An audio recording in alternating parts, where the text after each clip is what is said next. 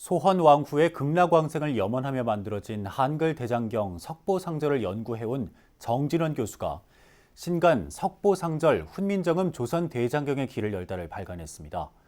훈민정음 해례본의 원소유처인 안동 광흥사 주지 범종 스님은 훈민정음 창제와 석보상절 발간 당시 국가 시스템이 여전히 불교에 기반했다는 점을 강조했습니다. 보도에 홍진호 기자입니다. 입에 번뇌를 못 참아 음식을 너무 많이 먹으면 병이 나는 것이니 인생에 면할 사람이 없습니다. 홍익대에서 석보상절을 주제로 박사학위를 받은 정진원 교수는 석보상절에 나온 이 구절을 가장 좋아한다고 자신의 신간, 석보상절, 후민정음 조선 대장경의 길에서 털어놨습니다. 저자는 책에서 당뇨 말기 합병증으로 고생하던 어머니를 떠올리며 석보상절은 여전히 현대 사회에서도 유효한 우리 시대 소위 경전이라고 강조했습니다. 조계종 종정 성파 대종사는 책 추천사에서 석보상절은 후민정음으로 쓴 최초이자 최고의 불교 경전이란 말로 저자의 노고를 격려했습니다.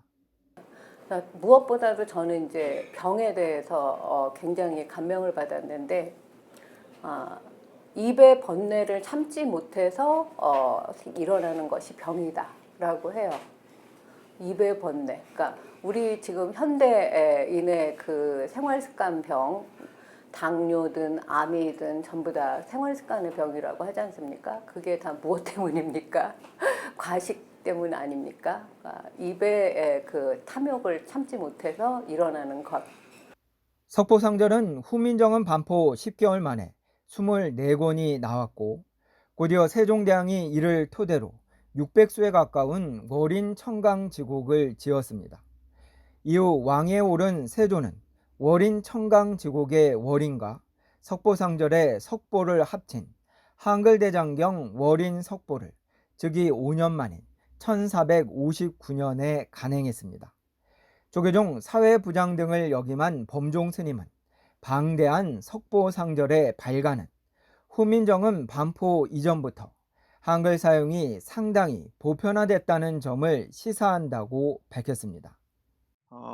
제가 이제 알고 있는 우리 이제 박영덕 각수가 그 한 판을 할 때 약 한 달에서 한 달 반을 걸리더라고요.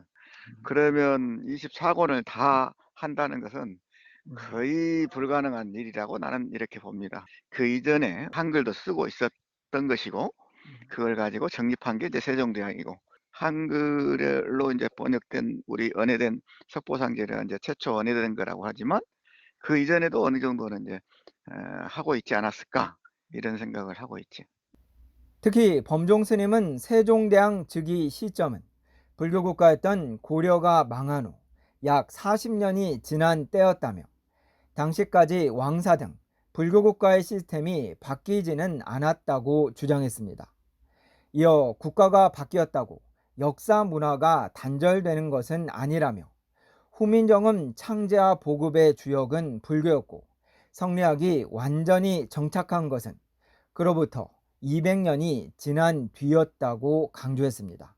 그러니까 상류층 계급들만 위주로 하는 문자에 특권화되어 있었지만 훈민정음이 나옴으로 인해서 이제 어떻게 보면 민주주의가 이제 지금의 태동이 될 수 있는 이 시스템이 되는 거예요.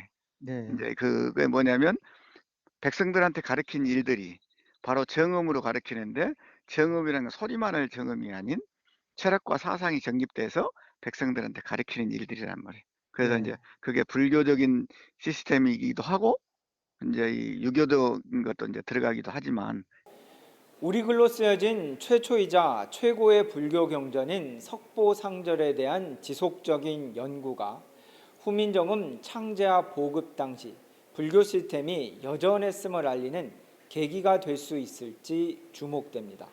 BBS 뉴스 홍진호입니다.